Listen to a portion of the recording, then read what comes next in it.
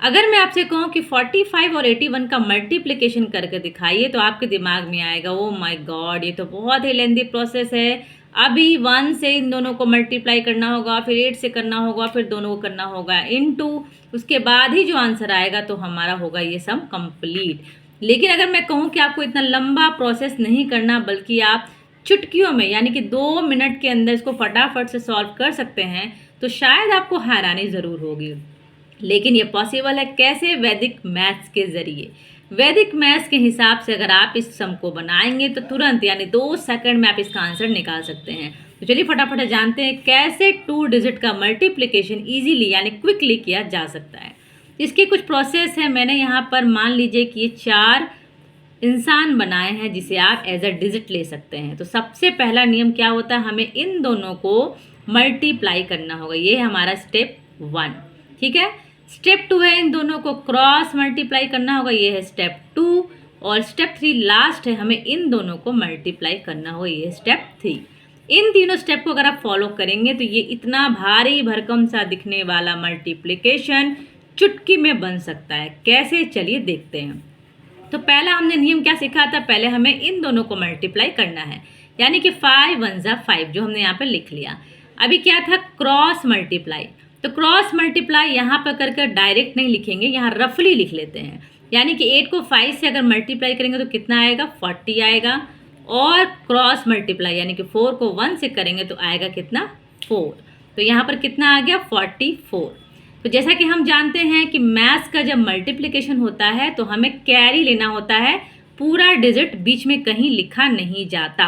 तो यहाँ भी वही नियम फॉलो होगा। 44 तो आ गया, लेकिन 44 लिखना नहीं, लिखना कितना हमें, 4 लिखना है। 4 हो जाएगा हमारा क्या, कैरी, ठीक है।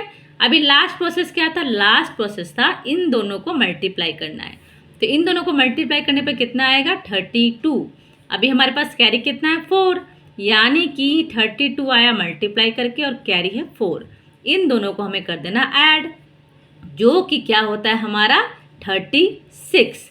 तो यहाँ पर हमने लिख लिया 36। तो देखा आपने कितनी आसानी से 2 डिजिट का मल्टीप्लिकेशन हमने बहुत ही क्विकली कर लिया है। चलिए एक और एग्जाम्पल ले लेते हैं और आसानी से समझने की कोशिश करते हैं। जैसे यहाँ पर है 54 और 36, इन दोनों को मल्टीप्लाई कैसे करना है।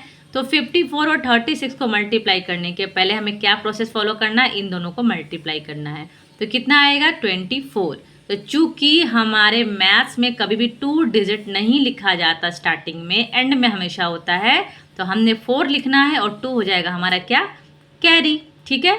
अब करना है क्रॉस मल्टीप्लिकेशन, यानी कि 6 5 जा कितना होता है, 6 5 जा होता है 30, और 3 4 जा कितना होता है, 3 4 जा कितना होता है, तो 3 4 जा होता है 12। अभी दोनों को प्लस कर लेते हैं, दोनों को प्लस करके हमारे पास कितना आएगा, 42, ठीक है। लेकिन 42 में 2 कैरी भी तो है, तो 2 कैरी को भी ऐड कर लेते हैं। अब ऐड करने के बाद हमारे पास क्या हो रहा है, 44, ठीक है। लेकिन 44 में 44 को तो लिखेंगे नहीं, सिर्फ 4 लिखेंगे और 4 हो जाएगा कैरी, ठीक है। अब इधर करना है मल्टीप्लिकेशन, यानी 5 3 जा होता है 15। 15 में कितना ऐड करना है, कैरी वाला 4। तो कितना हो जाएगा, यहाँ पर हो जाएगा हमारा 19। तो ये लिख दिया हमने 19। देखिए आंसर मिलाकर सेम आंसर है या नहीं।